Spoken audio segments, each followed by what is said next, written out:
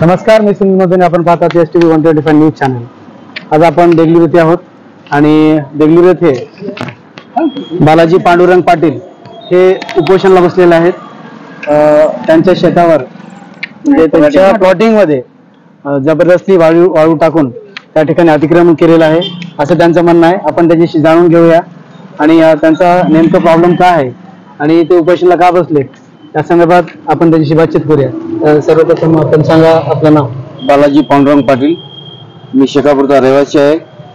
तिथे मी पहिल्या वाळू ठेकेदाराला 2-3 बार सांगितलो, बाबा तू असं हे करू नको, आमची इथे प्लॉटिंग आहे म्हणून सांगितलो. तर त्यांना आम्हाला दादागिरीनं हे करतो आणि दुसऱ्या वेळेस आम्ही आता काय केलं, बाबा हे ऐकत नाही म्हणून आम्ही काय केलं, कलेक्टर साहेबाला, समजायला तहसीलदार साहेबाला निवेदन दिलो. निवेदन देऊन सुद्धा ते आमच्यावर काय वाळू ह्याच्यावर कारवाई केली नाहीत. म्हणून अजून काय केलं, मी दुसऱ्या अजून दुसरं निवेदन देऊन उपोषणाला बसलो. आणि वाळू जे रेतीवाला आहे, रात्रंदिवस JCB रेती हे करतो, ऑनलाईन आहे म्हणतो, एक पावती ऑनलाईनची आहे आणि 25-30 गाड्या बोगस आहेत. ते आम्हाला दिसून आले, कलेक्टरला पण दिसून आले, परंतु कलेक्टरला आणि तहसीलदार त्याच्यावर कोणतीच न कारवाई करतात. त्याच्यावर आमच्याकडे अन्याय करतात आणि गोरगरीब मंजुरी लोक गावामध्ये बसून आहेत. वाळूच्या टेंडरवाला म्हणजे रात्रंदिवस JCB रेती काढतात. तर आपल्याला आतापर्यंत कोणी कोणी पाठिंबा दिला? मला पाठिंबा दिलेत आमचे निवर्ती कांबळे साहेब दिलेत, मोगलाजी अण्णा शिरचेवार दिलेत, हो विष्णुकांत पाटील सभापती हे पण दिलेत. मग आपलं हे उपोषण कधीपासून चालू आहे? आता माझं उपोषण कालपासून आहे, म्हणजे आजचा दुसरा दिवस. आजचा दुसरा दिवस आहे. मग शासनाला आपलं नेमकं म्हणणं काय?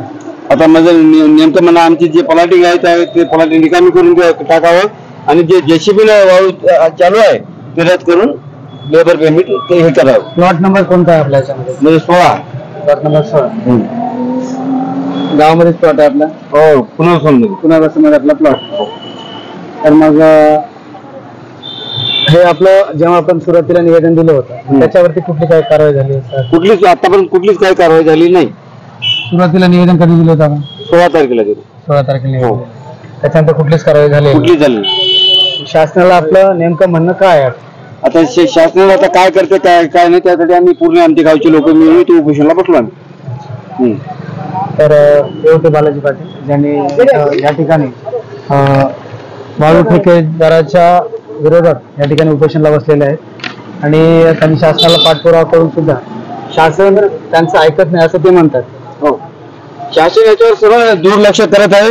तहसीलदार आपटा खात आहे, कलेक्टर आपटा खात आहे और पोलिटिशियन वाले समजा आपटे खात आहेत. त्याच्या डोळ्यासमोरून रात्रंदिवस इथून गाड्या चालत आहेत, ते आमच्यावर दुर्लक्ष करत आहे. त्यांचं म्हणणं आहे की कलेक्टर, तहसीलदार आणि पोलीस स्टेशन सुद्धा या ठिकाणी लक्ष देत नाहीत, म्हणून हे या ठिकाणी उपोषणाला बसलेलं आहे. जनतेची नाहीच नाही. आज जनता पूर्ण आहे की नाही. निवेदन द्यायला गेलं कलेक्टर मानत नाही, निवेदन देऊन सुद्धा कलेक्टर काही केस करत नाही, तहसीलदार त्याच्यावर बघत नाही आणि पोलिटिशियन वाले तर काहीच करत नाही. त्यासाठी शासनाला याच्याकडे दुर्लक्ष करत आहे. हो, आता आम्ही तुम्हाला पत्रकारवाल्याला समजायला विनंती करतो, तुम्ही वर्षापर्यंत आमचं काय ते नाही करा. तर आपण पाहिलं उपोषणकर्त्यांनी बरंचसं काही ठिकाणी बोललेलं आहे. STV सह सुनील मधुरे.